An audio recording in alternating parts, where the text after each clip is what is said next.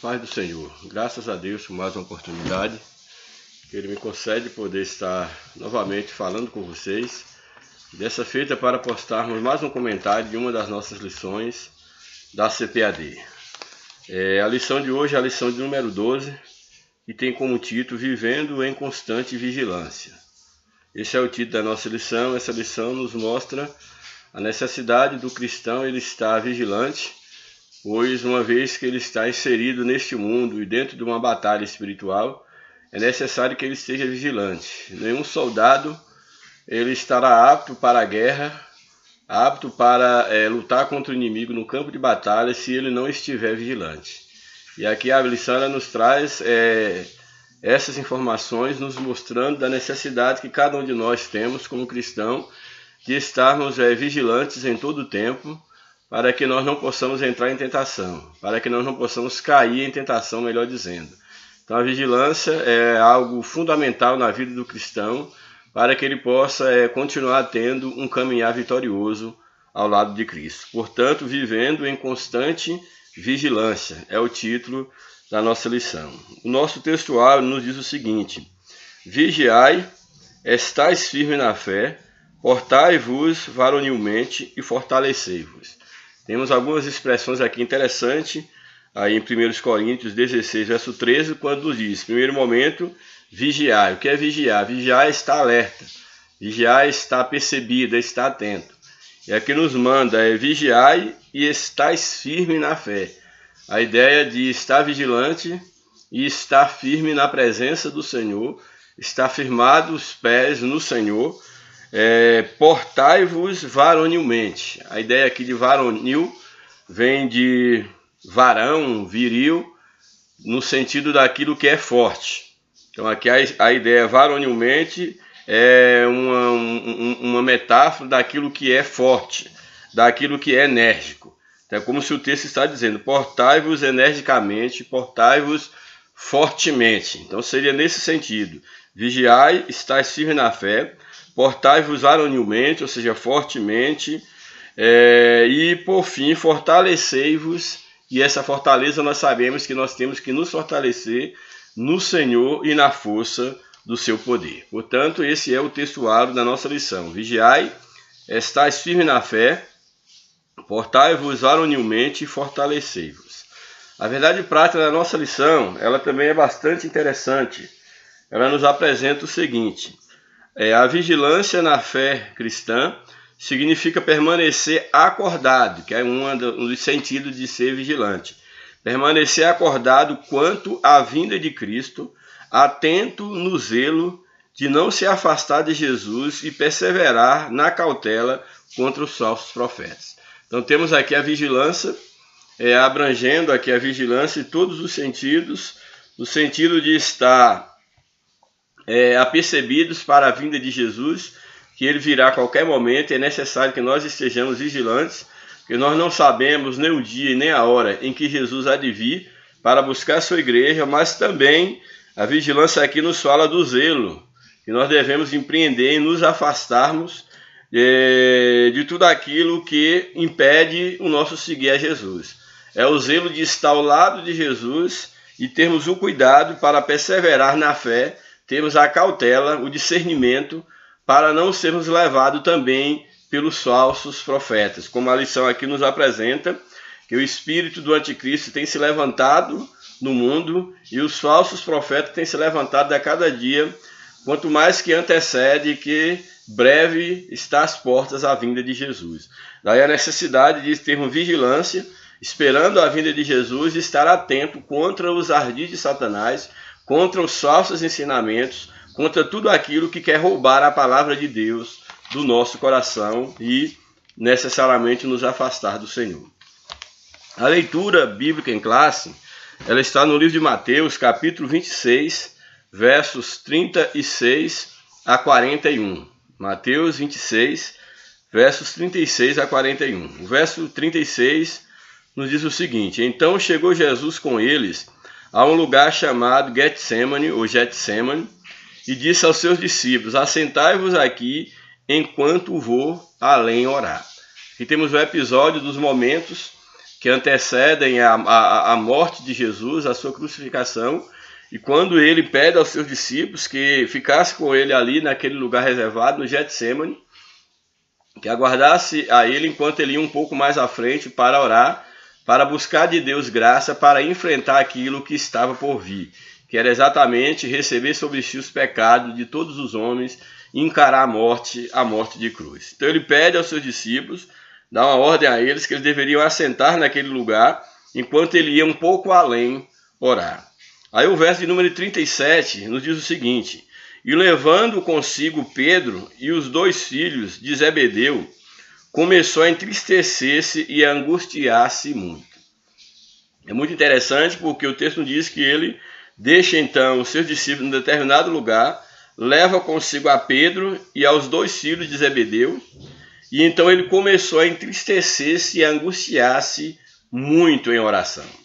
Então, naquele momento, o estádio emocional de Jesus, ele havia ali sido tomado por uma tristeza muito grande, uma angústia muito forte, abatia a sua alma, porque ele já previa o momento em que ele estaria recebendo o pecado de todo mundo e, naturalmente, o Pai afastando dele devido ao pecado, como Deus não pode suportar o pecado. E diante daquela situação que ele já se lhe apresentava, ele começou a entristecer-se e a experimentar uma forte angústia. Aí o verso 38. Então lhes disse, Jesus diz então a Pedro e aos 2 filhos de Zebedeu. Então lhes disse: a minha alma está cheia de tristeza até a morte. A minha alma está cheia de tristeza até a morte. Não dá para mensurar o tamanho da tristeza, o tamanho da angústia que abatia aqui o coração de Jesus diante daqueles momentos fatais dentro do seu ministério. Então aqui, quando ele coloca essa expressão, a minha alma, ou seja, o mais profundo do meu ser, a minha alma está cheia de tristeza. Imagine aqui o Senhor tomado por uma tristeza muito grande, uma prostração de alma muito grande, a sua alma estava muito triste, e ele diz que não era uma tristeza qualquer, era uma tristeza até a morte. Ele já pressentia a morte devido ao peso do pecado que em breve ele estaria recebendo sobre si, ao tomar sobre si os pecados de todos os homens. Aí, diante dessa tristeza profunda, ele diz, ainda na sequência do verso 38, ficai aqui e vigiai comigo. Ou seja, ficai aqui, eu preciso da companhia de vocês. Isso é muito importante, que nós vemos aqui ao mesmo tempo a humanidade de Jesus, ela sendo colocada em evidência, porque quem é que no momento de uma profunda angústia, de uma tristeza muito grande, não gostaria de ter alguém que desse apoio, que estivesse ao seu lado naquele momento de dor, naquele momento de angústia, naquele momento difícil. E com Jesus não era diferente. Ele sentindo essa tristeza profunda na sua alma, uma tristeza até a morte. Ele pede então aos seus discípulos, aqueles que estavam com ele, que eles ficassem ali. Ficai comigo, vigiai comigo. Que eles ficassem, que eles estivessem vigilantes, que eles estivessem atentos, que eles permanecessem ao lado do Senhor naquele momento de angústia que ele estava enfrentando. O verso 39, aí diz então o verso 39 que ele afasta um pouquinho ainda desse grupo aí de 3 discípulos, que é no caso Pedro e os filhos de Zebedeu. Que ele diz o seguinte, o texto aí: e indo um pouco adiante, prostrou-se, a angústia era tremenda, ele prostrou-se sobre o seu rosto, prostrado, com o rosto em terra, orando e dizendo, ele naquela sua prostração, naquele seu gesto de humilhação diante de Deus, ele orava e dizia: meu Pai, se possível, passa de mim este cálice. Ou seja, se é possível, passa de mim esse momento de profunda vergonha, de profundo sofrimento, que é receber os pecados dos homens sobre mim. Ele não temia meramente a morte que em breve o atacaria, mas ele estava exatamente, o que ele temia era exatamente estar, por um momento, ver o Pai afastando-se dele devido ao pecado do mundo. Então ele diz que se fosse possível, que passasse dele aquele cálice, aquele momento de angústia, de vergonha. Porém, é interessante que ele diz, se é possível, passa de mim esse cálice. Todavia, não seja como eu quero, mas como tu queres.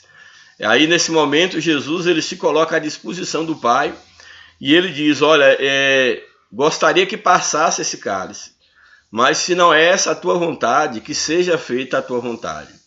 Jesus, em todos os momentos, ele foi obediente à ordem, ao chamado do Pai, e nesse momento, nesse ápice do seu sofrimento, não foi diferente. Ele sentia a angústia, sentia a tristeza, sentia o peso do pecado que recairia sobre si. Mas ele diz, olha, se for possível, passa de mim esse momento. Mas se essa não é a tua vontade, que então eu beba esse cálice, mas que eu esteja no centro da tua vontade. Aí o verso 40 é muito interessante, porque há pouco instante, Jesus havia pedido, no caso a Pedro e aos filhos de Zebedeus, que ficasse com ele, vigiasse, estivesse alerta com ele, naquele momento que ele precisava de uma presença de alguém que estivesse ali para ele, estivesse ali voltado, cuidando dele. Então aí no verso 40 ele diz o seguinte, e voltando-se para os seus discípulos, achou-os adormecidos. Ou seja, aqueles com quem ele queria contar, aqueles com quem ele poderia contar, quando ele volta desse momento de angústia, de oração angustiante, ele os encontra adormecidos, tomados pelo sono. E disse a Pedro, então, nenhuma hora pudesse vigiar comigo, nenhuma hora, ou seja, nem por um momento, uma hora aqui pode se tomar também, não no sentido do relógio, uma hora de relógio, mas no sentido de um momento, e esse momento aqui não se pode estabelecer se for necessariamente 10 minutos, 20 minutos, meia hora, 1 hora, 2 horas ou mais, mas a ideia aqui de nenhuma hora pudesse vigiar comigo, uma hora aqui é tomado mais, eu creio, num sentido metafórico, ou seja, você não pode ficar um tempo comigo. Aí ele pergunta então para Pedro ali em nome dos demais. E aí no verso 41, ele vai e diz, vigiai e orai, para que não entreis em tentação. Muito interessante isso aqui. Vigiai e orai para que não entreis em tentação. Na verdade, o espírito está pronto, mas a carne é fraca. Aqui o Senhor, ele alerta aos seus discípulos, a Pedro e aos que estão com ele, que eles devem vigiar, que eles devem orar, ao mesmo tempo que devem estar alertas, eles devem estar em constante oração, em espírito de oração, para que eles não viessem a cair na tentação do diabo. Por quê? Porque para que o crente não venha a cair na tentação, a vigilância aqui é fundamental e também a oração. Por quê? Porque quando se está vigiando, está-se atento, está-se alerta. E quando se está em oração, está em contato com Deus, em comunhão com Deus, em relacionamento de oração com Deus. São dois elementos que Jesus coloca aqui como fundamentais para que um crente ele não venha cair em tentação. É a ideia da vigilância e da oração. Então, vigiai e orai para que não entreis em tentação. Na verdade, o Espírito está pronto. Ou seja, o Espírito, ele quer as coisas de Deus. Ele está pronto nesse aspecto. Que o Espírito, ele chama o cristão para Deus. Mas a carne é fraca. A carne é exatamente os desejos humanos. Os desejos da nossa alma é fraca. Em que sentido? Ela é fraca para fazer a vontade de Deus. A nossa alma, a nossa carne, ela é forte para o pecado, para fazer as coisas que desagradam a Deus. Mas para obedecer à voz de Deus, a nossa alma, a nossa carne é fraca. Daí a necessidade de vigiar e orar para não entrar em tentação. Porque uma vez, por um lado, o nosso espírito está pronto, o desejo de fazer a vontade de Deus, mas a nossa carne ela é tendente à fraqueza. Louvado seja o nome de Jesus. Bem, a introdução da nossa lição nos apresenta a exortação à vigilância. Na presente lição abrange dois aspectos da vida cristã. O primeiro aspecto diz respeito às palavras de Jesus na agonia em Getsêmani, na noite em que ele foi preso. O primeiro aspecto fala dessa agonia de Jesus ali no Getsêmani, na noite em que ele foi preso, em que ele foi traído. E o outro aspecto refere-se a um contexto escatológico, que fala do fim dos tempos.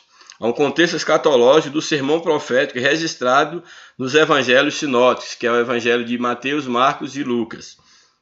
A presente lição mostra os aspectos da vigilância na fé cristã. Então aqui o texto tanto ele vai apresentar a ideia, aqui é a noção dentro desse aspecto aqui da vida cristã, retratando o momento que Jesus passou por aquela agonia, como também falando em termos escatológicos da necessidade de estarmos vigilantes quanto à realidade da vinda do Senhor.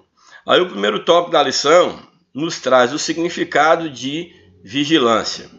A vigilância é um ato ou efeito de vigiar. O que é vigilância? É o ato ou efeito de vigiar. É o estado de quem permanece alerta. Vigilante é estar alerta, de quem procede com precaução para não correr risco. Então, estar vigilante é estar atento para que não venha a correr nenhum risco, não venha a sofrer nenhum dano. E isso nos mais diversos aspectos da vida humana.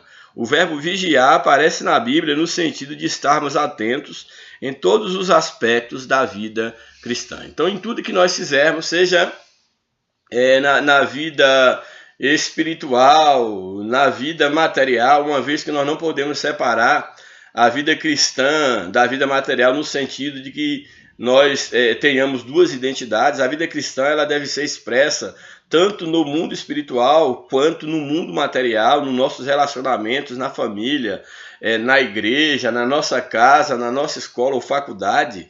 É necessário que nós entendamos que nós temos uma vida cristã e o crente, aquele que é servo do Senhor, ele não pode ter essa distinção entre vida secular e a vida com Deus. Nós não temos vida secular. A nossa comunhão com Deus, a nossa vida com Deus, ela deve envolver, ela deve abranger todos os aspectos do nosso relacionamento. Eu não posso viver e dizer que eu tenho uma vida secular, parte de uma vida cristã. O cristão não tem vida secular. Ele está nesse século, ele está neste mundo, mas ele tem que expressar a vida de Deus na sua vida, aonde quer que ele seja. Portanto, não há essa dicotomia entre vida cristã e vida secular. Que eu devo viver a minha vida secular independente da minha vida cristã, vice-versa, de maneira nenhuma. O cristão tem uma vida com Deus e essa vida ela expressa tanto no mundo secular quanto no mundo espiritual.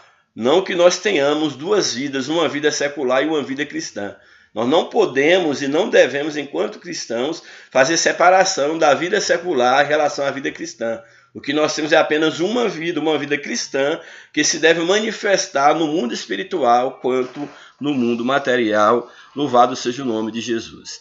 Aí nesse primeiro tópico, tem o primeiro subtópico que nos aponta: vigiar é estar alerta. Vigiar, estar alerta, ok? Dizendo que vigiar significa estar alerta. A palavra que mais aparece no Novo Testamento grego para vigiar é o verbo gregoreo. Então esse verbo aqui, gregoreo, ou gregoreo, tem o sentido de vigiar, estar alerta, ser vigilante, que aparece 22 vezes aí no Novo Testamento. A ideia principal dessa vigilância, a principal ideia é a ideia escatológica, como está lá em Mateus, os sinais da vinda do Filho do Homem. E isso mostra nas passagens paralelas, tanto de Marcos e de Lucas, paralela a Mateus. Mas quando Jesus disse a Pedro, Tiago e João, que era Pedro, no caso Tiago e João, os filhos de Zebedeu, os dois filhos, ficai aqui e vigiai comigo, isso significa que ele queria que seus discípulos ficassem acordados e continuassem a orar, ou talvez se protegesse de alguma intromissão enquanto oravam. Mas gregoreo é usado para denotar uma vigilância mais integral. Então, é uma vigilância no sentido mais integral que abrange estar apercebido, tanto no sentido do mundo à sua volta, quanto no sentido espiritual, de guardar o espírito, de estar atento, de estar alerta, de estar tendo sensibilidade no mundo espiritual. E isso é fundamental na vida do cristão. Aí no segundo subtópico tem vigiar, ainda falando sobre a vigilância, vigiar, guardar e cuidar. É o verbo grego agripneo, manter-se acordado, vigiar, guardar, cuidar.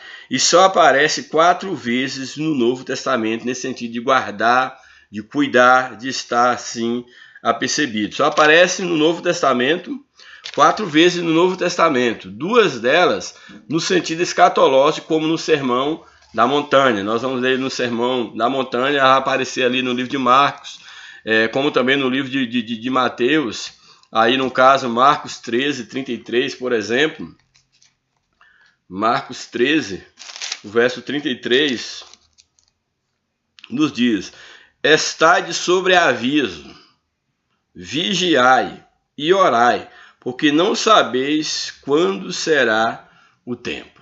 Estou mandando vigiar e orar, não sabeis quando será o tempo da vinda de Jesus, da vinda do noivo. Daí a necessidade de estar vigilante. O vocábulo é usado para indicar a vigilância nas orações e súplicas, e apresenta ainda a ideia de cuidar ou velar. Aí, como tem no caso aí em Hebreus, esse sentido de vigilância, de guardar em Hebreus 13:17, obedecei vossos pastores e sujeitai-vos a ele, porque eles velam, no sentido de velar, no sentido de guardar, eles velam por vossas almas. Um outro subtópico 3, vigiar, ser sóbrio. É o verbo nepor, literalmente ser sóbrio. Então, vigiar, aqui o verbo nepor, que significa literalmente ser sóbrio, mas que aparece no sentido figurado de vigilância combinado com gregoreó, que é exatamente estar alerta, ou seja, ser sóbrio, estar alerta. Seu uso no sentido próprio deve ser visto em outras partes do Novo Testamento. Existe ainda o verbo eknepo, que só aparece uma vez no Novo Testamento, traduzido por vigiar, por tornar a sobriedade, ou seja, torna sóbrio, ser vigilante, permaneça sóbrio diante do Senhor, diante de qualquer situação. É a ideia do tornar-se sóbrio, do permanecer-se sóbrio, vigilante diante do Senhor. Louvado seja o nome do Senhor. Aí o ponto 2 da nossa lição, que nos apresenta Jesus no Getsemane. Temos aí então que Jesus, aí aqui o comentarista ele nos apresenta que depois que Jesus instituiu a ceia, ele seguiu com seus discípulos para o jardim do Getsemane. Em oração, o Senhor Jesus rogou ao Pai 3 vezes para que passasse dele aquele cálice. Mas como nós já vimos, ele via que não era aquela vontade de Deus e ele submete-se à vontade de Deus. Aí o primeiro subtópico do tópico 2, Getsemane. O lugar é assim identificado em Mateus 36 e Marcos 14, 32. Lucas se refere ao local como aquele lugar. Então aí no caso em Mateus e em Marcos é identificado como Getsemane, e já no caso no livro de Lucas fala aquele lugar que se refere também ao Getsemane. Aí no caso em Lucas capítulo 22, verso 40. E João registrou o outro lado do ribeiro de Cedron, onde havia um jardim. João registra dessa forma, que também se refere ao mesmo local, ao Getsemane. O nome Getsemane vem de um termo aramaico que parece significar prensa de azeite. Isso é muito interessante, tomando aqui o sentido do termo Getsemane, que é um lugar de prensar azeite. E nós temos aqui, no sentido, pegando isso aqui como metáfora do prensar o azeite, que Jesus ele teve seu momento ali de prensa maior, de angústia, exatamente no Getsemane.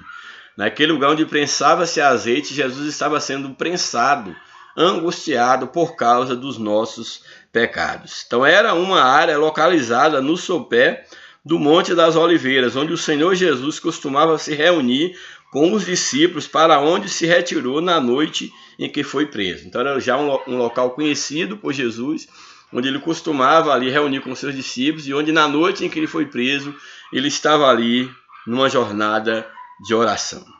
Aí o subtópico 2, a angústia de Jesus.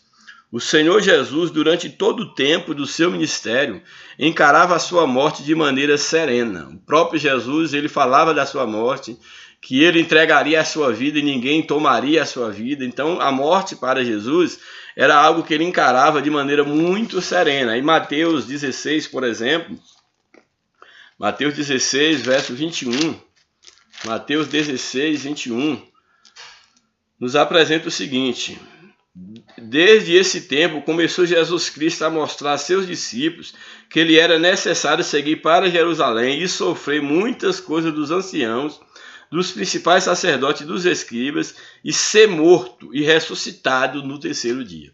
Então o que nós temos aqui é que a morte para Jesus era algo que ele encarava de uma maneira muito serena, porque ele sabia que ele veio para isso. Jesus ele não tinha medo da morte, porque ele sabia que essa era a sua missão. É claro que enquanto homem, todo homem ele teme a morte, isso é claro, isso é natural, o homem não foi feito para morrer. Mas Jesus ele tinha consciência de uma missão, da missão que ele recebeu do Pai, e ele veio para morrer. Ele, quando ele assume o seu ministério público, ali de 3 anos e meio no máximo, ele sabe, ele tem uma consciência plena de que faz parte do seu ministério a morte, e a morte de cruz. Então, nesse aspecto, eu penso que Jesus já estava resolvido, pois ele mesmo falava da sua morte constantemente. Então, nesse sentido aqui, durante o seu tempo ministerial, ele encarava a morte, então, de uma maneira serena, de uma maneira certa. E passagens paralelas a Marcos e Lucas vai estar falando também em relação a isso. Alguns estudiosos do Novo Testamento se perguntam por que só agora, no caso, nesse momento que antecede a sua prisão, só agora Jesus começou a entristecer-se e angustiar-se muito. Por que agora? Alguns, então ele estava com medo. Na hora H, que ele viu que tinha que ser preso e ia morrer, ele começou a ter medo da morte. Alguns podem questionar dessa forma. A lição nos apresenta. Porque só agora ele começou a entristecer-se e angustiar-se muito, a ponto de dizer: a minha alma está cheia de tristeza até a morte. Por que só agora? O seu pavor, aí vem a resposta do comentarista, que é bem interessante. O seu pavor não era a morte, uma vez que ele já falava da morte. Ele já aguardava, ele já sabia que ele era um ser para a morte, que ele iria morrer, que ele nasceu para isso. O seu pavor não era a morte, mas ser separado do Pai ao assumir os pecados de toda a humanidade. Então o maior pavor de Jesus não era a morte em si, porque ele sabia que para isso ele veio. O seu pavor era exatamente estar separado do Pai. Por que ele estaria separado do Pai? Exatamente por causa dos nossos pecados. Ao receber os nossos pecados sobre si, ele se separaria do Pai, no sentido que a Bíblia diz que os nossos pecados separam Deus de cada um de nós. E aí, em 2 Coríntios 5, 21, nos apresenta o seguinte: aquele que não conheceu o pecado, no caso Jesus, ele o fez pecado por nós, para que nele fôssemos feitos justiça de Deus. Então, o que Jesus temia naquele momento era exatamente se tornar pecador. Sendo ele inocente, ele receberia sobre si, se tornaria pecado para a nossa justificação. Então, era isso que ele temia, ele prevê que o Pai afastaria, como na própria cruz. Ele clama ao Pai dizendo: meu Deus, por que me desamparaste? Não é que Deus havia abandonado a Jesus, é porque Deus ele não pode suportar o pecado. E no momento em que Jesus toma sobre si os nossos pecados, no momento que ele se torna maldição, era o preço que ele tinha que pagar, era exatamente Deus se afastar dele, no sentido de que ele se tornou um pecador por nossos pecados. Então era exatamente isso que Jesus temia diante daquele momento que eu esperava. Era exatamente o pavor de assumir os pecados de toda a humanidade na cruz. Pois ele já estava decidido quanto a isso, que ele ia morrer. E tinha consciência de que a sua morte era da vontade do Pai, quando ele diz: se não for possível, então que faça-se a tua vontade. Esse era o momento mais crucial para a humanidade, pois estava em jogo a salvação dos pecadores. Aquele cálice, Jesus ele tinha que beber. Era necessário que ele tomasse aquele cálice. Do contrário, a nossa salvação estaria em jogo. Mas graças a Deus que Jesus ele foi fiel ao Pai até o fim. Louvado seja o seu santo nome. Ao subtópico 3 nos apresenta o cálice. A expressão usada por Jesus, meu Pai, se possível, passa de mim este cálice, deve ser entendida à luz do Antigo Testamento. Ou seja, a expressão passa esse cálice deve ser entendida aqui cálice no sentido metafórico. O que simbolizava dentro do Antigo Testamento o cálice, ou um copo, qual era a simbologia desse objeto. O cálice ou o copo aparece com frequência na Bíblia e muito especialmente na sua aplicação metafórica.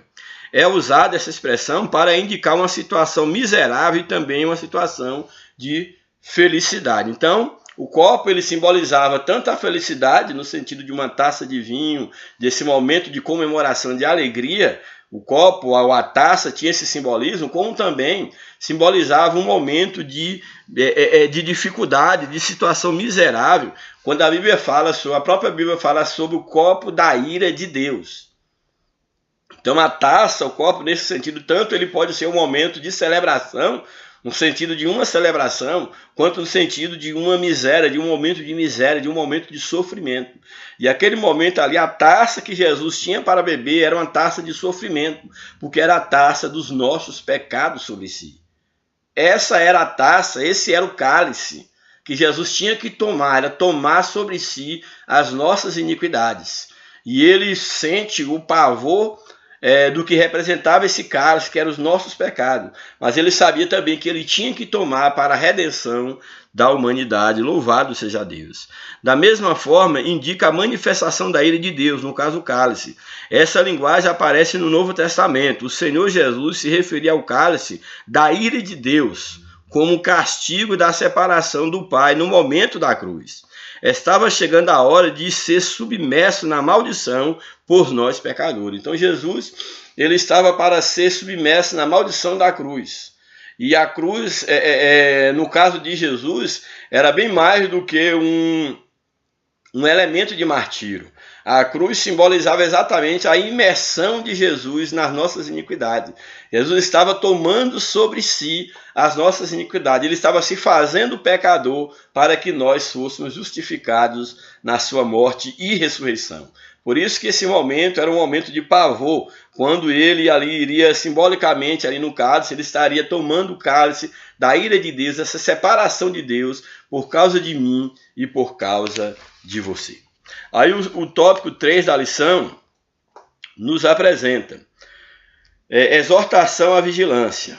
Depois de uma breve explicação sobre Jesus no Getsêmani, retomamos o tema da lição.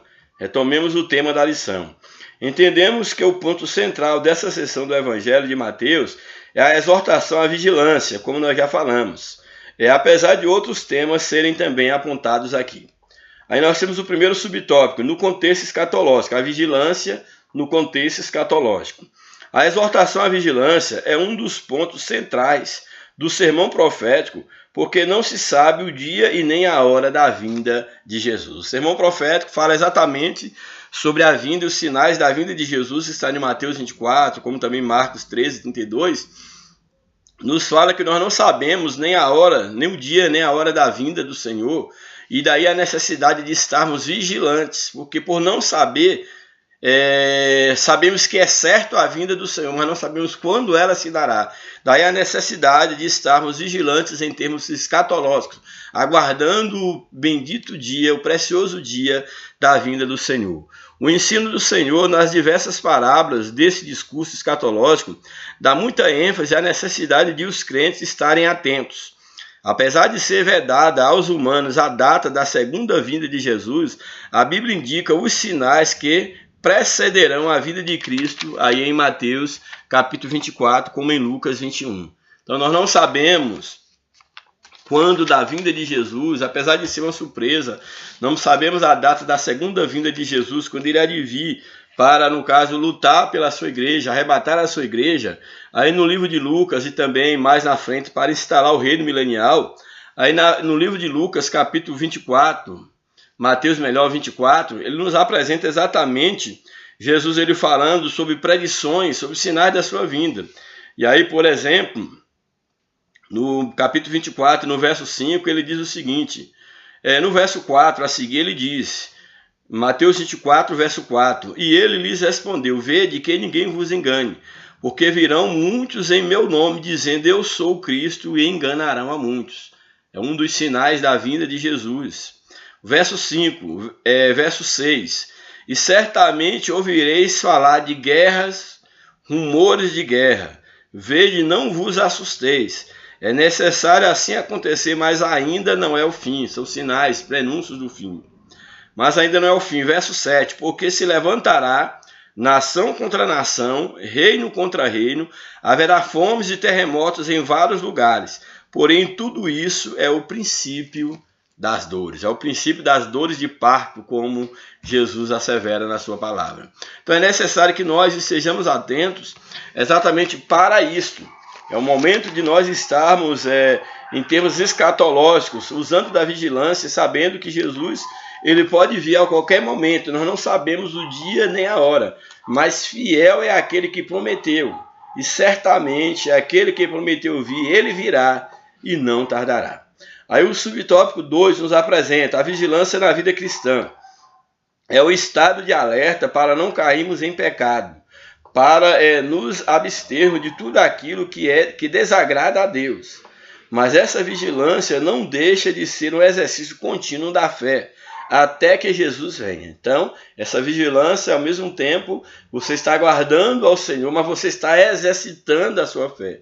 Porque você vigia exatamente trabalhando, orando, enfrentando os embates do dia a dia, com o discernimento da parte de Deus. E aí você vai estar se exercitando nessa vigilância, nesse exercício contínuo, até que se cumpra o dia da vinda do Senhor. Ele pode voltar a qualquer momento, os sinais de sua vinda estão aí, como o avanço da imoralidade, que é um sinal da vinda, a iniquidade aumentaria, a Bíblia diz, a ciência se multiplicaria, a iniquidade aumentaria, são sinais da vinda do Mestre. Então aí nós temos que ele pode vir a qualquer momento, os sinais de sua vinda estão aí, como o avanço da imoralidade, da corrupção, a evangelização mundial por meio de recursos das redes sociais e a posição de Israel no Oriente Médio. Tudo isso aponta para o dia da vinda do Senhor, louvado seja Deus. O subtópico 3, vigiai e orai. O sentido da vigilância aqui difere daquele mencionado no verso 38, em que vigiar indica ficar despertado, acordado. Então, esse sentido aqui do verso 41 de vigiar e orar difere um pouco do sentido do verso 38 da leitura aí em classe, quando Jesus ele pede para os discípulos ficarem acordados, no sentido físico mesmo, está ali do lado dele dando um apoio. Já que no final, no verso 41, a ideia de vigiar e orar é no sentido mais espiritual, estarmos mais atentos no mundo espiritual. Então aqui é diferente esse sentido, aqui significa estar vigilante para manter a fidelidade ao Senhor. Jesus nunca se apartará de nós. Então aqui é muito interessante porque o sentido aqui de vigiar e orar é exatamente estar atentos, estarmos fiéis com a nossa fidelidade ao Senhor, para que nós nunca venhamos a abandonar a fé. Então é nesse sentido da fidelidade. Isso fica claro pelas palavras seguintes, para que não entreis em tentação.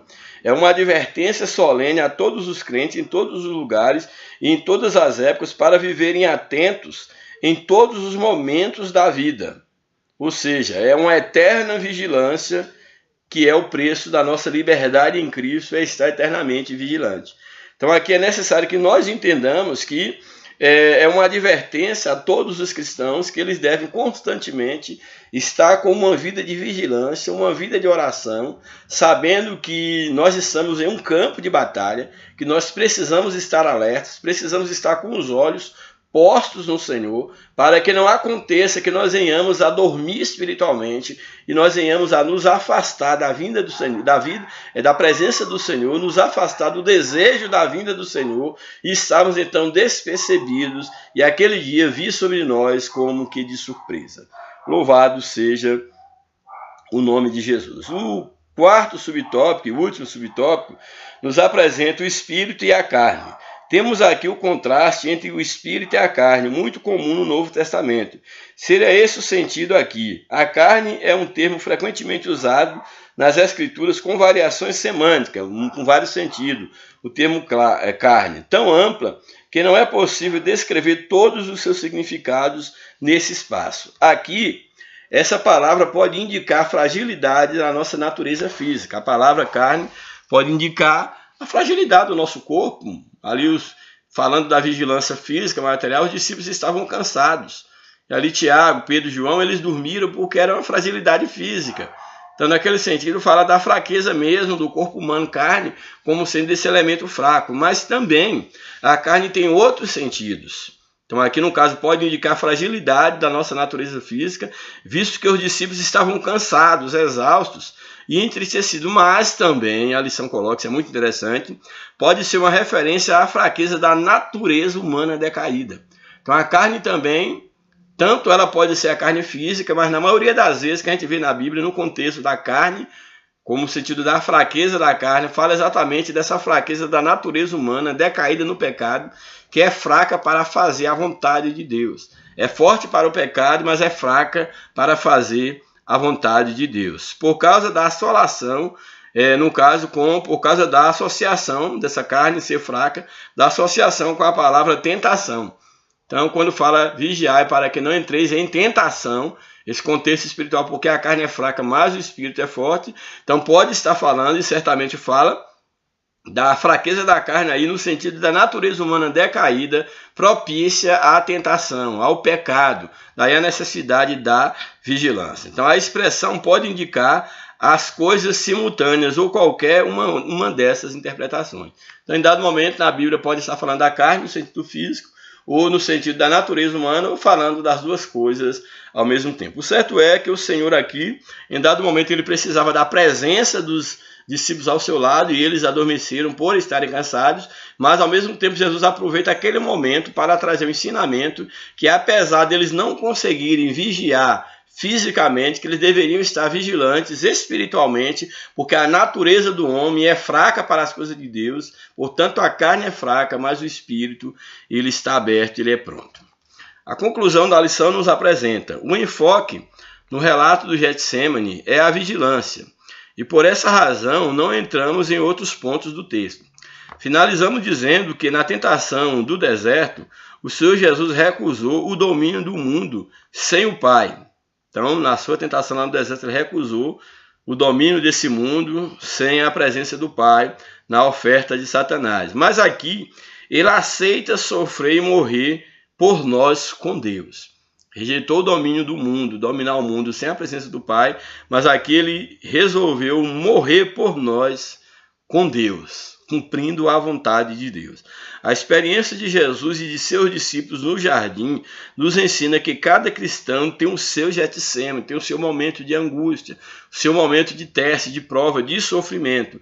E cada um de nós deve submeter-se à vontade do Pai. Então, quando vier o teu Getsêmani na tua vida, que você possa fazer como Jesus, que se não for essa a tua vontade, que faça-se segundo a tua vontade. Que Deus nos abençoe, que Deus nos ajude, que nós possamos estar guardando o nosso coração em constante vigilância, sabendo que nós temos uma vida para viver para Deus. Que Deus nos abençoe, que a paz de Cristo seja no teu coração e no coração de toda a tua família. Um grande abraço e até a próxima oportunidade. Em nome de Jesus. Amém.